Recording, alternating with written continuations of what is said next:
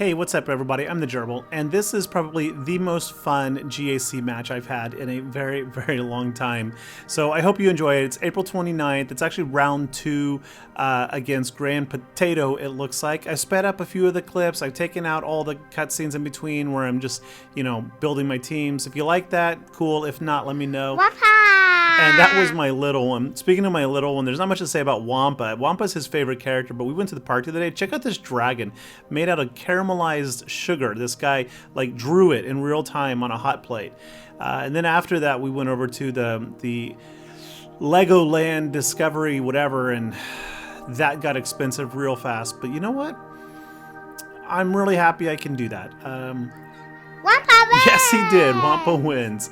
Yeah, so I had a really amazing weekend. Life's been a little bit better than these last few days, so really quite happy and enjoying it. It's getting warm. Hey, so check this one. Slicker versus Darth Revan, Malik, and Talon. So I'm kind of ashamed to admit this, I've actually never run Slicker as a solo in GAC. And I don't know why. I have always thrown in some supports. I think I'm going to start running that a lot more often because the support units inevitably take damage and you lose protection banners from that. 3 banners, you know, and then if one of them dies, usually it feels like First Order officer always bites the dust. You lose another banner. 2, because he doesn't survive and you lose a cell. So it's just like giving away banners. But as a solo artist, you pick up more. So that was 58, which is good. Now, if you have a team of 3 and all 3 win full health protection, I think it's 57 banners. So it's good. I picked up +1. Veers, 3v3, Imperial Troopers. I never feel as solid about them as I would in a team of 5, but they still handle very, very nice, especially against slower bounty hunters. So I typically have good luck with General Grievous against Starkiller Palp lead teams, but not this time. I think without the other 2 support units, the IG and usually Newt, it's just, I don't know. I mean, I got my clock cleaned in this one. I do win this match. My opponent did not make it. No, they made 2 attacks, I think. And no. They dropped they did clear the bottom right, got into the back wall, but they dropped 2 mini battles. Okay, watch. Someone said I've overgeared my Jawas. They're all Relic 4-5. Well, I've just taken Nebbit up from 4-5. I'm actually trying to take them all to Relic 5 because of that right there. The thing about Jawas is they almost always win, but it's usually a lower banner win. So 54 banners was really, really good. I mean, I only dropped 3.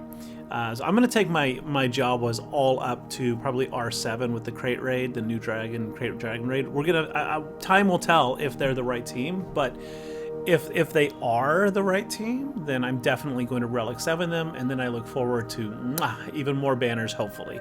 Although they're still going to lose protection, so I'm not sure about that. Anyway, you know it's a good raid, not raid. You know it's a good GAC when you can throw in your favorite faction, Ewoks, who are sadly falling behind the times in terms of power levels and creep, and still pull out back-to-back wins. So this one was Aura Singh lead, Fennec, was that Fennec? I think that was Fennec Shand over there, and then Bosch Leia. Never seen this combo in 3v3 GAC, don't know if it's a thing, but Ewoks destroyed them. We only got 53 banners, not a real high win, but it's an even greater GAC day when you can take in your 2nd tier Ewoks, Teebo lead with Scout and Logray, and get even more banners than Chirpa Omicron. Yeah, seriously, we're gonna get 55 banners out of this one, 55, which means we're only gonna drop 2 from loss of protection. And now, of course, you're gonna say, but that's a crap team I'm playing against. Hey, now let's not, you know, get into name calling and shaming of whatever. I actually think that it's a decent defensive team. Veteran Han with his AoE is going to strip banners, and Poe can do Poe things. Not amazing, but Anyway, I love this trio though, because Logray removes 100% potency or turn meter on that move. He passes turn meter. Teebo passes turn meter. His basic removes 100% turn meter. Scout calls assists from the other two and strips turn meter. That was a nice little open there, wasn't it? I mean, we just one shot. We're cleaning up here, but we just one-shotted Mara Jade. Hey, spoiler alert. Absolute spoiler alert. There's absolutely nothing confirmed here, so don't quote me on it, but jump over to Star Wars Meg if you're really into these things. She posted a video just recently about Jon Favreau, I think it was. It might have been Dave Filoni, I don't remember which one, but they've dropped some comments about trying to tie in more of the Star Wars Expanded Universe into the upcoming Ahsoka / Mandalorian Season 3 shows. And so there are some signs pointing that Mara Jade may make an appearance in one of the next season or new live action shows and officially be canonized. Good win there, Revan. Good win. Now, if you if you're down with that, awesome. I think it's fine. I didn't even know about Mara Jade till she came to this game. There's a great video on YouTube, a really, really fun one, where I don't think it's staged. I think it's probably real. George Lucas is in a team meeting, a creative meeting with a bunch of his writers, producers, whoever they are, and a youngling at the table says something about Mara Jade, and then says to Lucas, being that she's Luke Skywalker's wife, and kind of, I don't remember if he directly states or implies that Lucas should have known that, but he does say, since you created Mara Jade. And man, Lucas goes off the rails. I didn't create her. She's not mine. I don't approve. Blah, blah, blah. Get out of here. And Lucas kicks him out of the meeting, escorts him, walks him to the door, and makes him leave and shuts the door behind him. I was like, ooh, that's a sore spot. But yeah, so whether or not Mara shows up in live action and gets canonized into Star Wars, I know one person who will not be appreciative of that, at least seemingly appreciative. Maybe Lucas has changed his mind. Anyway, we're back into 3v3, which means I'm back to Fennec lead beating Lord Vader. In 5v5, I just can't pull this off. I think I lost 3 times last season attempting this, and I don't know necessarily what I'm doing wrong, but in 3v3, this is just exceedingly easy, I feel. You armor shred Vader mostly every chance you can, unless there's an opportunity to take someone else out. There's almost always Royal Guard who is not going to kill you. It's usually the wing person, whether it's Maul or Darth Vader. So I tend to go for them, kill the wing person as quickly as I can with Mando's disintegration, then just pound Royal Guard and Vader into the ground, and it's not a problem. Rey, so we just saw my Sith Eternal losing there to Rey, and Sith Eternal had been my go-to forever, I'm sure, as a lot of people. But once again, Ben Solo is demonstrating Capital Games' recent obsession with cannot be resisted specials, which includes healing immunity. So even though you put that armor tech on C from Watt, Ben just goes healing immunity, and you don't get your protection back, and eventually you die. So I am not going to be running C anymore against Rey. I just continuously lose in the 5v5, and I've been losing it in the 3v3. So no more with that. Going to continue though with probably stick with Jedi Master Luke, because he seems to handle it pretty well. Even though I don't fully understand the mechanic here, I have read it a dozen times. You can't kill Ben until Rey's below full half health, I think, and then you can't kill Rey if Ben is on the board, but then Ben comes back, and I don't have time for that. I have a busy life. I work really, really hard in the back, and Star Wars Galaxy of Heroes is my hobby, not my primary passion. So maybe I'll read it again, but I find that I consistently win 100% of the time with Jedi Master Luke, and now I'm losing. at least 60% with Sith Eternal. So I don't know what y'all's experience is on that one, but that's a no-no going forward for me. Even with like second tier Jedi in there, it just doesn't matter. It does help that I've relic 9'd Jedi Master Luke. If y'all are unaware, and it's amazing how many people actually are, so don't feel bad about it, but Jedi Master Luke's inherited teaching special that he grants to everybody, it does damage based on 60% of his max protection, which means Jedi Master Luke needs to be modded with protection arrow, protection triangle, protection cross, protection circle. He needs protection on everything. And so I have relic 9'd him, which means like his protection is like insanely high, like 160, 170,000, such that, you know, Shak Ti or Jedi or Hermit Yoda even, you know, using inherited teaching is doing 100,000 damage. So it's really, really lovely. This is another mechanic I just don't really understand. I just run with it and hope for the best, because I don't really understand Malgus. That's another kid I've read several times, and like every time I go up against Malak teams, the enemy Sith Marauder is harder to kill than Malak. And yet when I play it, like manually controlled my Malgus team, I feel like my Sith Marauder dies in one shot. Or two, maybe. I don't know, man. So like, if any of y'all gotten some Malgus tips to just like in one sentence or less, like break it down Barney style, as Skippy the Magnificent would say, or actually, no, Joe Bishop would say. Skippy wouldn't. Skippy would just say we're stupid monkeys. If you don't get the reference, then shame on you. You're missing one of the greatest sci-fi book series out there. Let me know and I'll tell you about it in the comment and give you a link to it.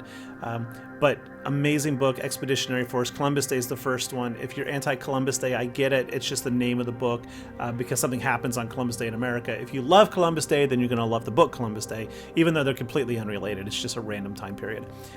One of my favorite Omicrons that I have ever applied actually is on Traya. Sorry about that.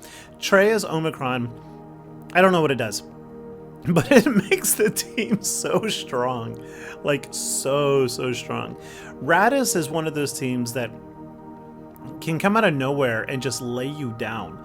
And Treya isn't honestly, like, well suited, I feel, to take down a Radish? Did I say radish? I just said radish. I just ate. I'm not hungry. Anyway, a Raddus team, and yet she does it pretty well.